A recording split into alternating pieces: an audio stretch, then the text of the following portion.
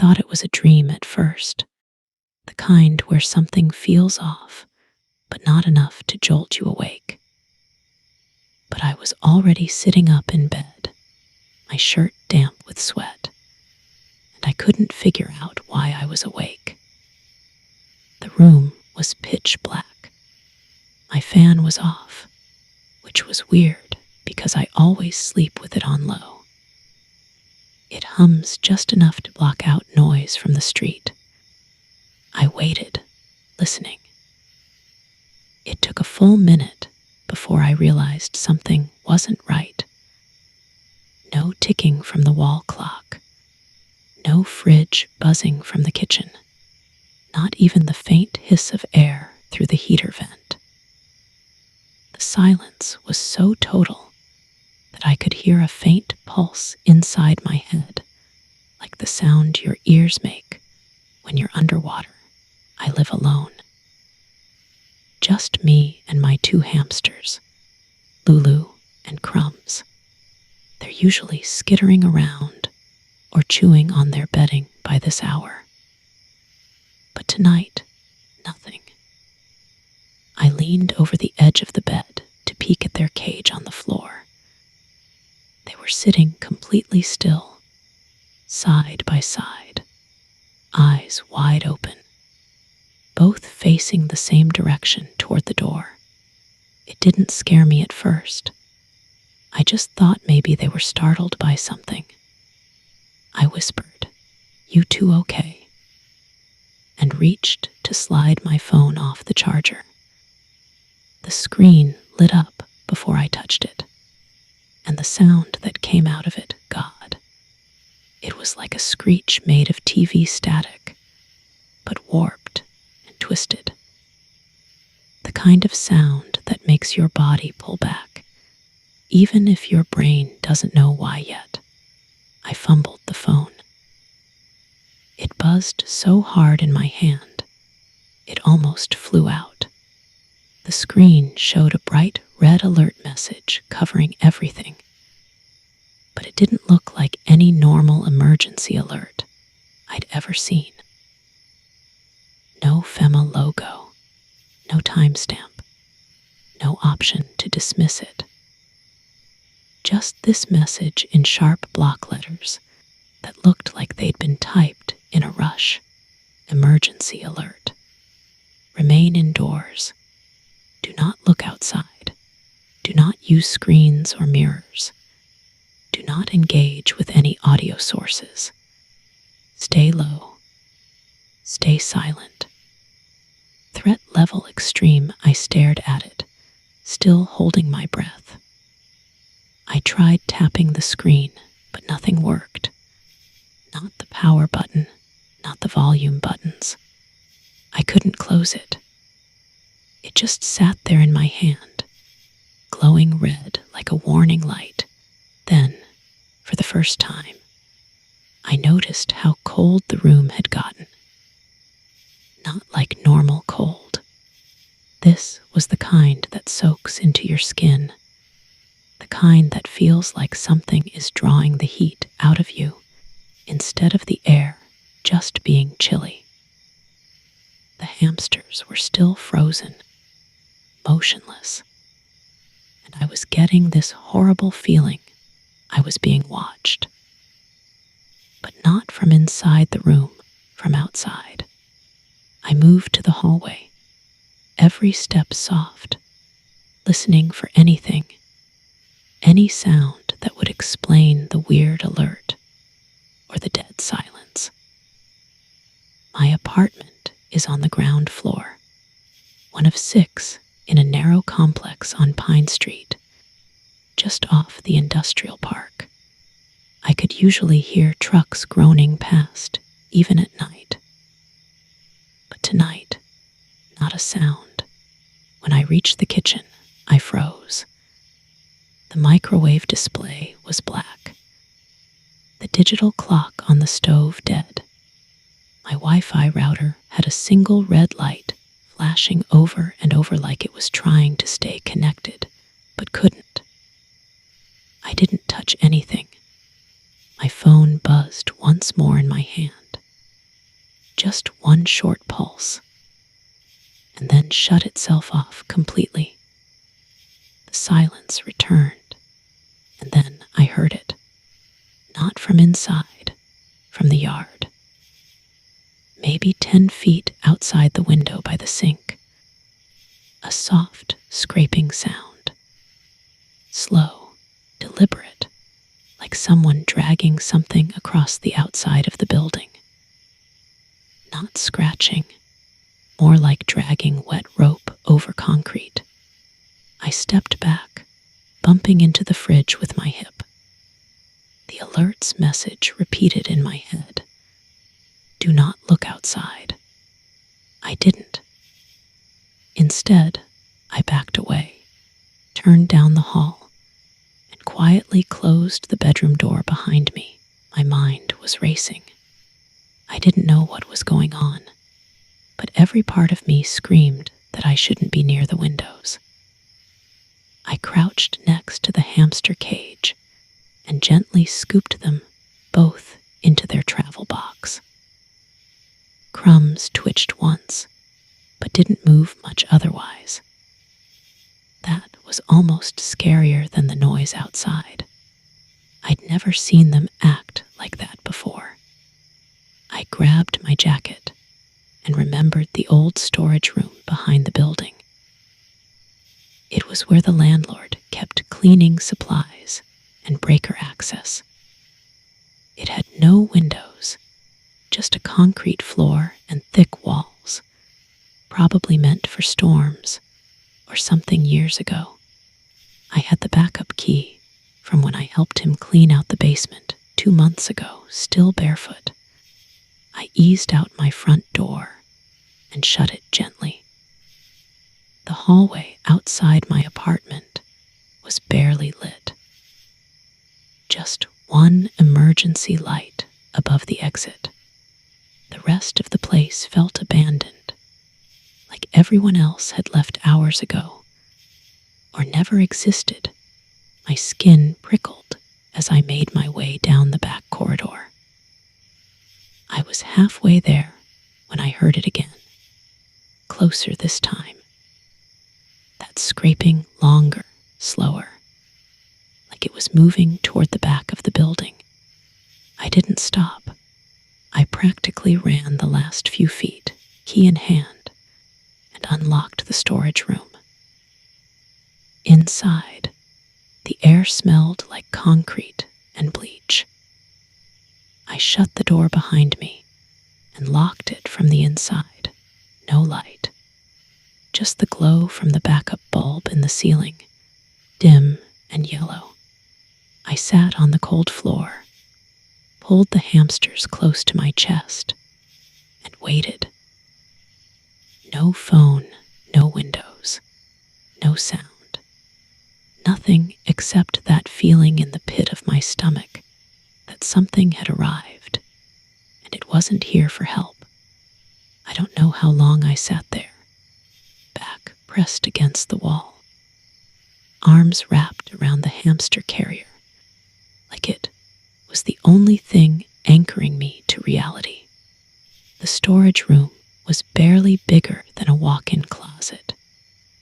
Just concrete on all sides, with a rusted mop sink in one corner, and a pile of cardboard boxes stacked up near the door. The overhead light buzzed faintly every few minutes, but didn't flicker, just buzzed, like it was trying to make me remember that power still existed somewhere. I didn't hear the scraping anymore. Not from outside, at least. But now, it felt like the wrongness had moved closer. Not in distance, in intensity. The kind of wrong that makes the hairs on your arms lift, and your thoughts start looping over themselves. I couldn't get the alert out of my head. Do not use mirrors. Do not engage with audio sources. Stay low. Stay silent. It was that last line that bothered me the most. Stay low. Why low? mattered how high I was off the ground, I found myself crouching deeper, resting my body weight into my heels without realizing it. The light above me buzzed again, this time longer. It sounded like a warning. I held my breath. The room didn't go dark completely, but the glow faded to the point where the corners of the space became shapes, not walls. I could see the boxes still. I could see the outline of the mop sink, but everything felt just slightly warped, like the angles were too sharp, like the corners had moved when I wasn't looking. Then, a sound inside the room. I jerked my head toward the door, but it wasn't coming from there. It was coming from above. A soft, papery flutter like a moth brushing against a light bulb. Then another one, slightly louder. Then another. Right behind me, I turned, flashlight in hand, heart climbing into my throat. I didn't even remember grabbing it, but there it was, clutched white knuckle in my fist. I clicked it on. There was nothing there. Just the same stupid boxes, the cage beside me, and the wall I'd been leaning against. I kept the beam aimed into the corner behind me for a long time, waiting for something to move. But it didn't. Then the smell hit. Metallic, wet, burnt, like the scent of something left inside a toaster too long, mixed with blood and bleach.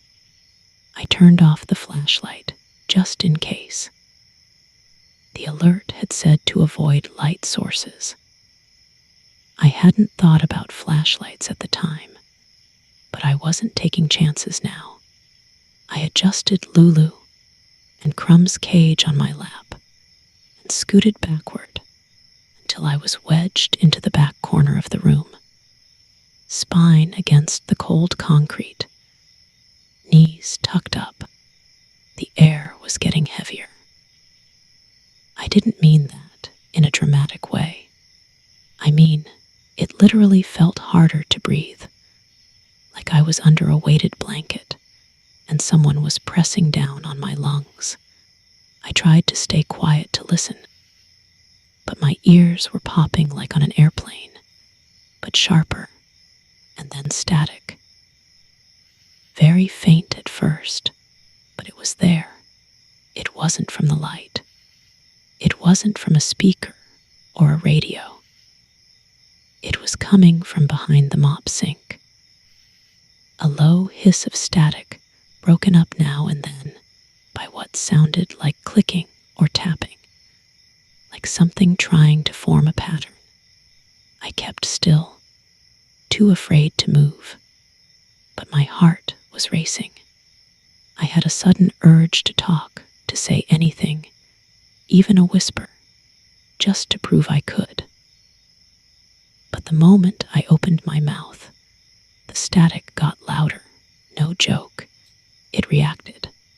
I shut my mouth instantly, hand over my lips. It faded back down to a soft hiss. That's when I realized it wasn't just a sound. It was listening. Something out there or in here was reacting to noise. The alert hadn't been random. The rules weren't arbitrary. They were instructions. This wasn't a storm or a gas leak or anything explainable. Something was out there, and it was using sound, or the absence of it, to find people. I stayed like that, barely moving, breathing through my nose until the light above me blinked once. Then again, then shut off completely. Darkness. Total real darkness. The kind that erases all dimensions. My body tightened up like it was trying to fold in on itself. I had never been afraid of the dark before. But But this wasn't just lights out. This was something is here with you and you cannot see it. Then I heard a breath right next to my ear. Not mine, not imagined. A real slow inhale. I turned the flashlight on fast, not even caring about the alert anymore. The beam hit the mop sink, the wall, my own legs, nothing else. But the breath didn't stop. It wasn't just beside me. It was above me now. I tilted the flashlight up slow, scared, and caught a glimpse of something. I don't know what it was exactly. It didn't have a shape in the normal way, just the suggestion of one, like the air above me had thickened, and part of it was bending the light the wrong way. It shimmered faintly, not reflective, but glossy, the way oil floats on water, and it was moving very, very slowly. I shut the flashlight off immediately. I pressed myself into the corner and didn't move. I didn't breathe. I let my eyes adjust to the dark. Even though they were useless now, the breathing stopped. The static was gone. Everything was still. I stayed frozen like that for a long time. Maybe 20 minutes, maybe longer. My phone hadn't turned back on, and I had no clock.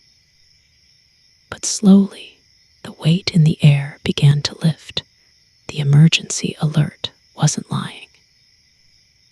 There was something out there that responded to sound, to movement, to attention. And it wasn't human. I must have sat there in the dark for at least another hour, if not more. I don't really know. Time didn't move in that room the way it does normally. It wasn't just quiet. It was like the world outside had stopped spinning altogether. Like whatever was happening had unplugged me from everything familiar. And I was just floating in a pocket of stillness where the usual rules didn't apply. Eventually, I got brave enough to risk moving. Just a little. My back had gone stiff from sitting against the cold concrete for so long, and one of my legs had completely lost feeling. I stretched slowly, every motion deliberate and slow, trying not to make any sudden noises. The air still felt wrong, less heavy now, but not normal.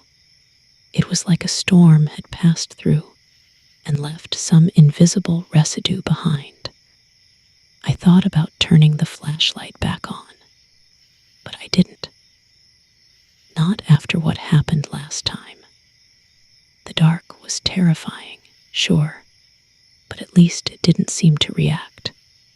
The light, though, whatever that shimmer had been, it hadn't liked the beam. Or maybe it had liked it, which was worse.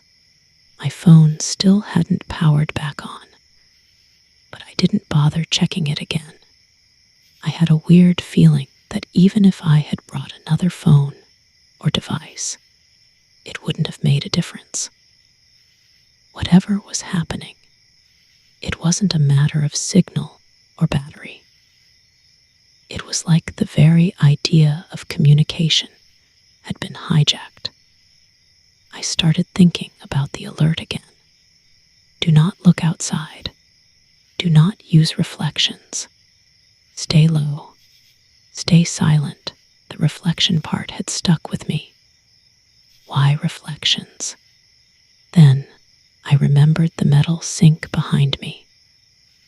I turned toward it slowly and squinted at the basin. I couldn't see my reflection. The room was too dark, but the shape of it was there. The curve of the bowl catching what little ambient light there was. And for a second, just 1 second, I thought I saw something move across it. Not my reflection, something else. A blur, a suggestion of movement that didn't belong to me. I blinked hard and looked again, but it was gone. I didn't want to look anymore. I pulled the carrier tighter and shifted to the opposite side of the room, putting my back to the sink. My hands were sweaty and stiff. The hamsters squeaked softly, like they could feel my nerves vibrating through the plastic. Then the room got colder again. Not the whole thing, just the air right above me. I felt it move slowly, like a draft coming down from the ceiling. Even though there were no vents or openings there, it wasn't air so much as pressure, like a presence brushing against the top of my head. I clenched my jaw and shut my eyes. And then, clear as anything, I heard it, my voice whispering my name. But it wasn't coming from outside the door. It wasn't in my head either. It was coming from the sink. I knew it before I opened my eyes. My voice, low and quiet, was echoing back at me. Just a whisper. Jamie, it was my voice, but wrong. Like it had been slowed down and stripped of meaning. Like it had been passed through water and static. I didn't say anything. I didn't move. I didn't breathe.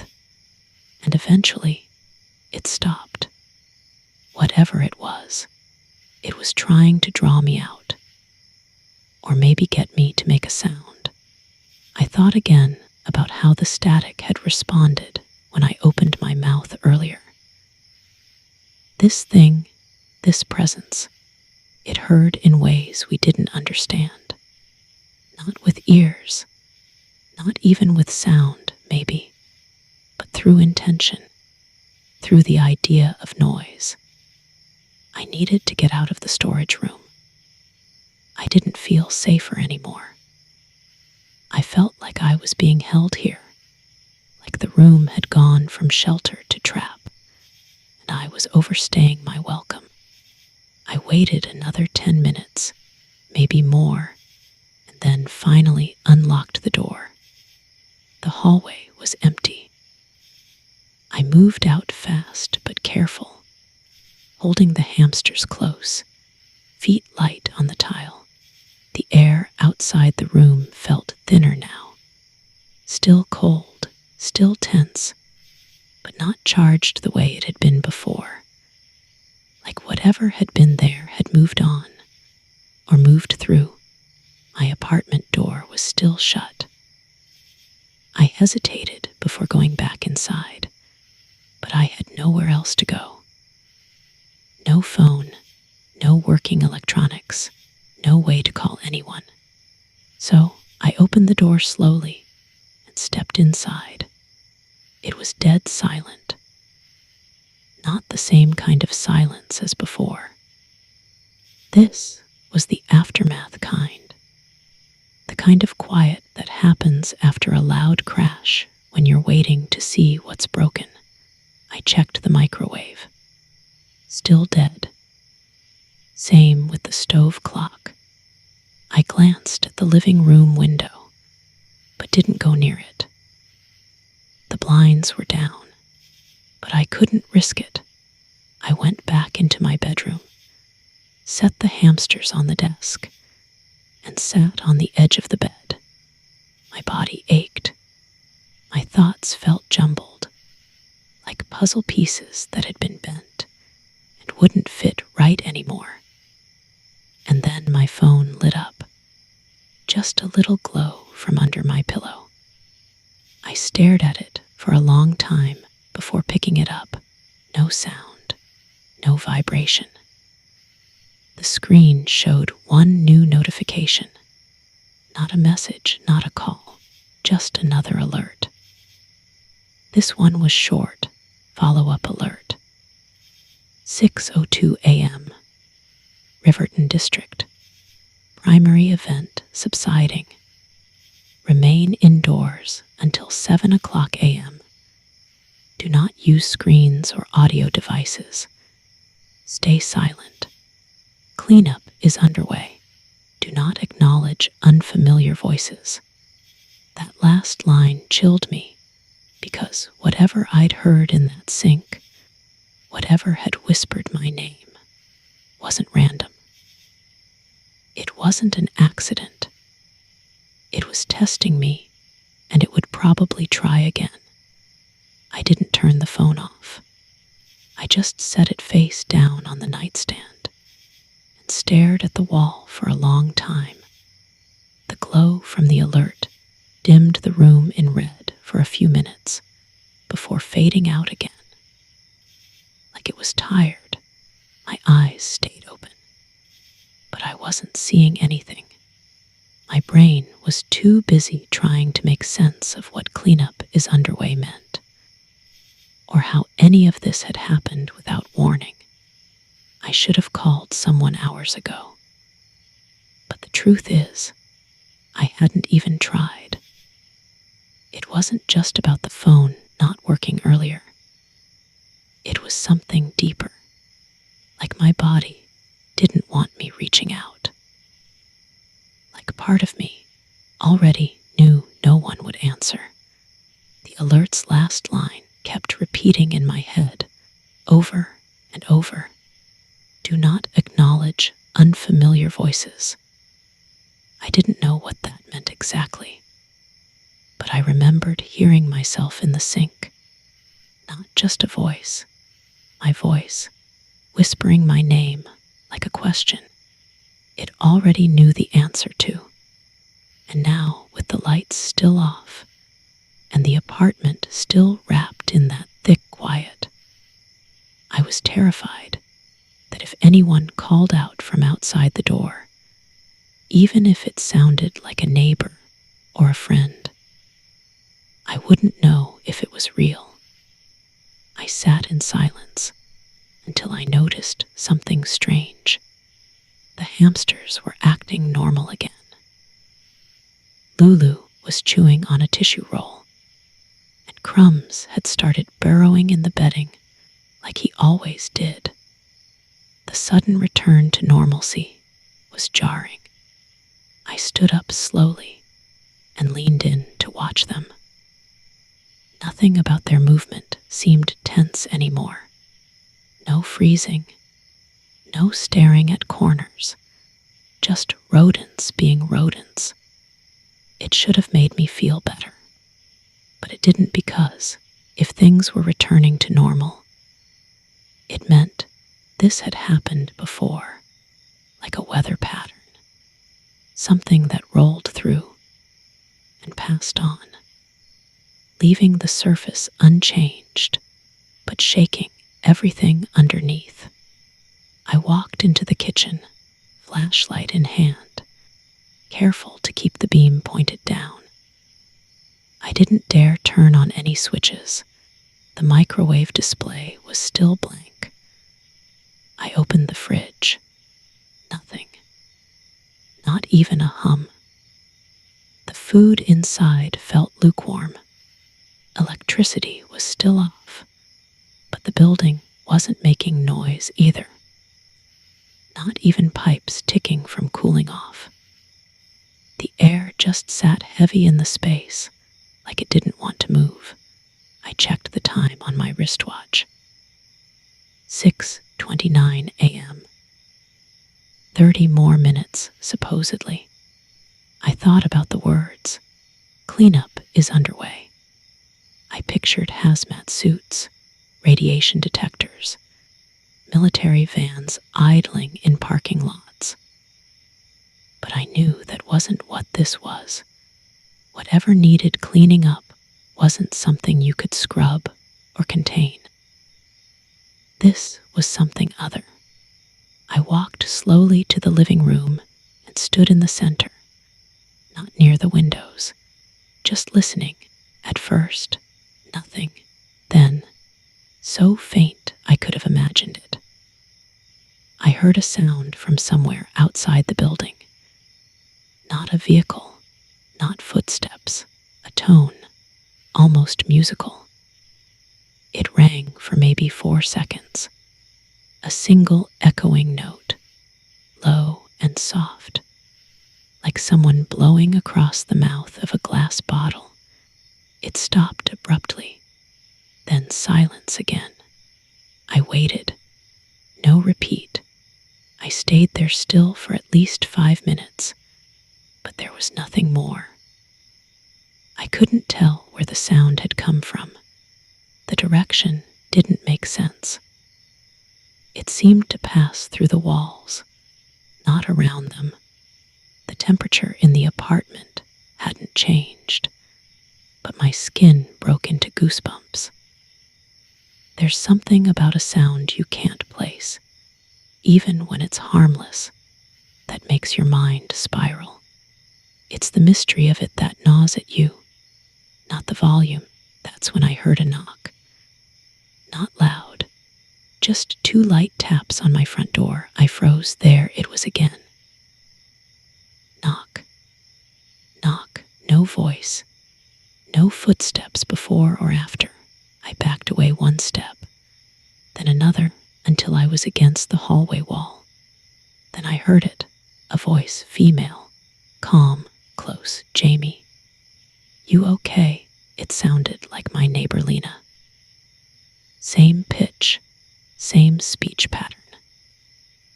We'd only talked a few times in passing, but I remembered her voice from the stairwell conversations. But something was wrong. Lena had left town the day before yesterday.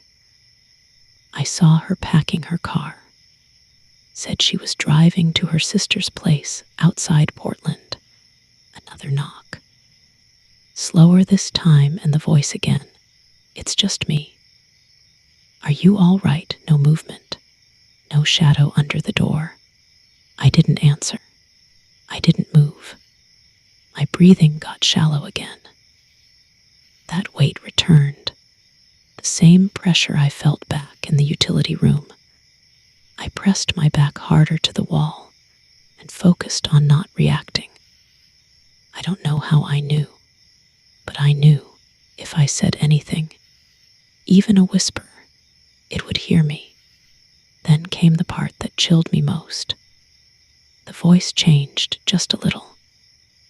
Same tone, same volume, but the pitch shifted half a step lower. Like whoever, whatever, was imitating.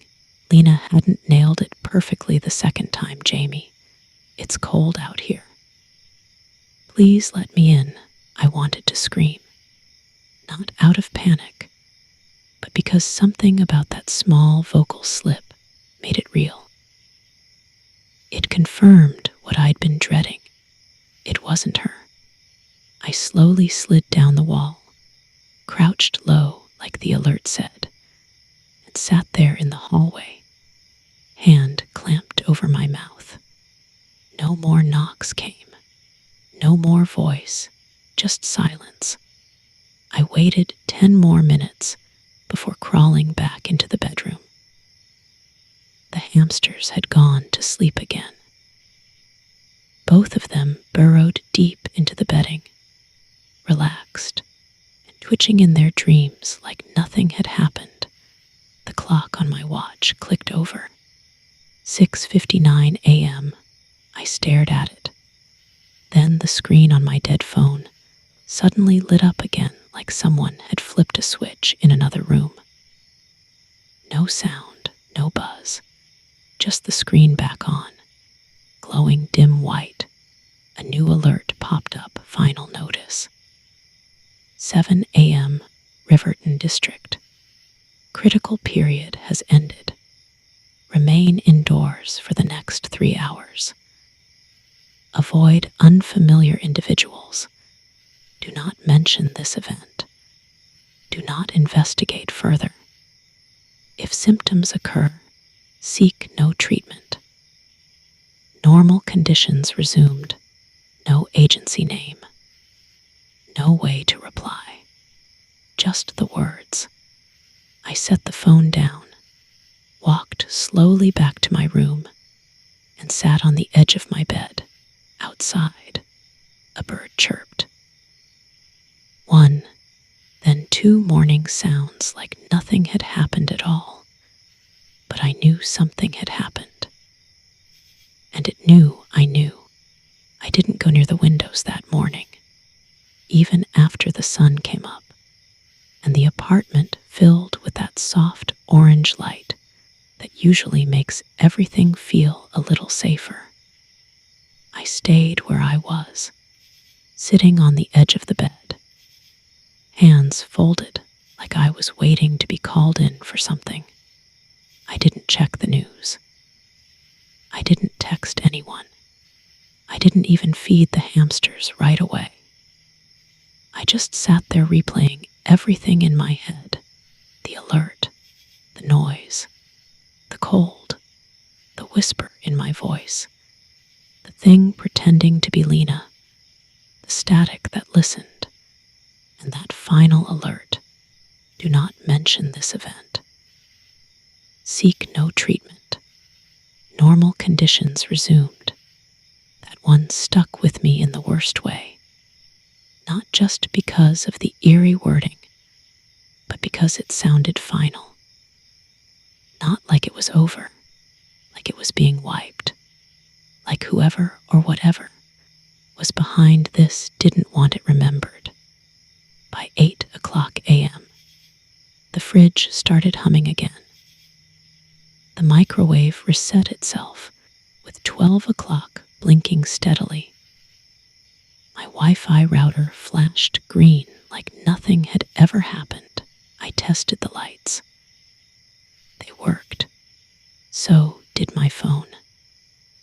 No record of the alerts, though. No notifications, no history. The screen was completely clean, like someone had scrubbed it while I slept. I texted my friend Nina just to see if she'd respond. "Something normal, you up yet?" "Did the power go out where you are?" she replied, almost instantly. "Nope. Everything's fine here." "Why, fine?" Just like that. Like nothing had happened. I wanted to ask if she'd gotten any alerts, or if anything weird had happened overnight. But I hesitated. That warning, "do not mention this event," kept ringing in my head. What if saying it out loud made it worse? What if it brought it back? I just replied, "Never mind. Must have been a local thing." The hamsters were acting like themselves again, nosing around for breakfast. So I fed them and checked their water. I kept watching them closely, trying to see if they'd show any sign of whatever had come over them during the night. But there was nothing. No more freezing. No staring into corners. No twitchy behavior. Just normal little rodents doing rodent things. It was comforting and creepy all at once. Like they remembered none of it. Like it had all been scrubbed from their minds the same way my phone had been scrubbed of the alerts. That was when I started to wonder if this had happened before. Not just to me, but to other people. Maybe even right here. Maybe this was a pattern. Something that came and went, like a glitch in reality. And everyone who lived through it just got reset, told to stay quiet, told to pretend. Or maybe some people didn't live through it. That thought made my stomach tighten. I remembered the voice outside my door, the fake Lena, and wondered if anyone in my building had answered a knock, if they had opened a door, if they had spoken back, if they had been taken. I went into the hallway a little after 9 just to see if anyone else was moving around. Normally, by then, you'd hear doors opening, shoes on the stairs, people heading out to work or school, but it was quiet. eerie quiet like before, just unusually still. I walked down to the mailboxes.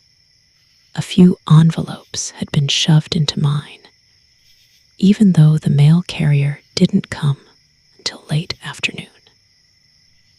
Weird, but I didn't touch them. When I passed Lena's door, I paused.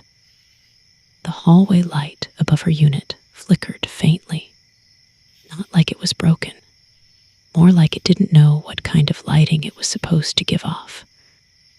Like the bulb itself had forgotten its job. I knocked once. No answer. I waited a moment, then leaned in and tried to listen. Nothing. There was no smell, no noise, no movement behind the door. I didn't knock again on my way back. I noticed something I hadn't seen the night before. Something that might have been new. Or maybe it had been there, and I just missed it because of everything going on. Near the back exit, taped to the inside of the window, was a plain white sheet of printer paper. No letterhead, no logo, just black text, clean and centered. Riverton Community Safety Notice if you experienced confusion. Unusual behavior in animals, unexpected technical failure, or loss of memory between the hours of 2 o'clock a.m. and 7 o'clock a.m. on February 18th. Please take the following steps. Do not discuss these events publicly. Do not attempt to document or share any recordings. Do not describe what you saw or heard. If approached by unfamiliar individuals, do not engage. Remain calm. Normal conditions have resumed. Thank you for your cooperation. That was it. No contact number, no QR code, no source. Just a flat, silent instruction to act like none of it happened. I took a photo of the notice, but when I checked my camera roll, it wasn't there. The image never saved, like it had never existed. I didn't try again. Instead, I went back inside, locked the door, and sat back on the bed. I opened my notes app and started typing everything that had happened. Every moment, every noise, the alert, the freezing air, the shimmer in the dark, the voice outside my door, the copy of my own voice in the sink, all of it. I told myself it was just for me, that I wasn't planning to post it or share it or email it to anyone. I just needed to remember, because if I didn't get it down, I was scared it would start to slip. The way dreams fade an hour after you wake up, I needed to anchor it to something. But halfway through writing, the app froze. Not crashed, just stopped responding. I could still scroll, still move the cursor, but I couldn't type another letter. Like something had locked the document. And right before it froze, I noticed the last word I had typed had changed. I wrote, I didn't open the door, but now it read, I won't remember the door.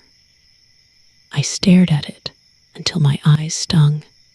Then I powered the phone off and left it on the nightstand. This thing, whatever it was, didn't just want silence. It wanted absence. It wanted no record, no trail, and it was very good at erasing itself. I didn't sleep that day. Even though the world had gone back to its normal rhythm, the city humming along like nothing had happened, I couldn't close my eyes for more than a few seconds without seeing that alert screen burned into the dark behind my eyelids. Every time I blinked, I half expected to see red letters floating above me, telling me to stay quiet, stay low, stay inside. It wasn't just fear. It was something deeper, a feeling that I wasn't supposed to forget, even though every part of the world was now pretending it had never happened. I waited until late afternoon before I finally left the apartment. Not because I had somewhere to go, just because I had to prove to myself that I could. I bundled up, slipped the hamsters a bit of fruit and water, left a note on the door just in case, and stepped outside. The sky was clear, crisp, and blue. No trace of anything strange, no static, no vibration, no distant tones. I walked around the block. There were people out, dog walkers, someone pushing a stroller, a guy jogging by with headphones in like it was just another Thursday. I passed a couple of neighbors on the sidewalk. One nodded at me. The other looked like she didn't recognize me, even though I'd seen her checking her mail every day for a year. I wanted to stop someone to ask, "Did you hear it too?" But the alert's last message kept replaying in my head. Do not mention this event. Do not investigate further. Normal conditions resumed. That wasn't a suggestion. It was enforced silence. Not just socially, mechanically. My phone hadn't kept the photo. My notes app changed my words. The alerts disappeared from my history, and no matter how hard I tried, I couldn't find a single mention of any outage, any unusual noise, or any explanation online. Nothing on Reddit. Nothing on news sites. Not even local Facebook groups. I searched Riverton outage emergency alert 4 a.m. Weird sounds overnight, and got nothing but standard weather updates and recycled memes. That's when I decided to go back to the place where it started, the storage room. I told myself I was just checking it, just making sure it was still there. But deep down, I knew I wanted answers. I needed something to confirm I wasn't losing it. The door was unlocked. Inside, everything looked normal, cleaner than I remembered, actually. The mop sink had been scrubbed. The cardboard boxes were gone. The overhead light had been replaced. No flicker, no buzz. Just a sterile, steady white glow that made the whole room feel unfamiliar. Except for one thing in the center of the concrete wall above the mop sink. Someone had scraped a line of text into the cinder block with something sharp. It looked rushed, almost frantic, but the letters were still legible. Don't listen to your own voice. I stared at it, hand frozen halfway to my phone. I wanted to take a picture, but I knew already it wouldn't save. Just like the alert, just like the hallway notice, whatever was behind this didn't want to be recorded. It wanted presence without proof. That message confirmed something I'd only suspected until now. The phenomenon wasn't random. It had happened before. Someone else had hidden in this room. Someone else had heard their own voice coming back to them, and they hadn't made it. Or maybe they had, but not all of them. I backed out of the room and shut the door gently. There was no one in the hall. No strange shadows, no whispers. But I wasn't okay because now I had to know what it was. I spent the next few days digging, not on Google, but in the quiet places, web archives, obscure radio blogs, forums that hadn't been updated in years. I used the phrase that stuck in my head the most: do not acknowledge unfamiliar voices. And finally, I found something buried in an old internet forum about shortwave radio oddities. There was a thread dated back to 2007. Just 2 posts. The first one was titled Midnight Disruption, Artificial Voice Pattern. The user described being woken up at 2:04 a.m. in rural Oregon by a buzzing tone and an emergency message that didn't match any known broadcaster. He said the message repeated 3 times and warned him to avoid sound-producing devices and reflections. He ignored it, turned on the TV to check the weather. Within minutes, he started hearing his mother's voice calling him from the backyard. The kicker: his mother had been dead for 4 years. The second post on the thread came 5 months later from another user. It simply said, "The same thing happened here. It's not a signal, it's a leak." That was the word that clicked everything into place for me. Not an attack, not a haunting, not a glitch, a leak, like a gas, like a substance, or a phenomenon that wasn't supposed to get in, but did, something from somewhere else. A reality bleed, a temporary failure of the boundary between our world and something that runs on different rules, different logic. Maybe it only lasts a few hours. Maybe it always ends the same way. Silence, cleanup, forget.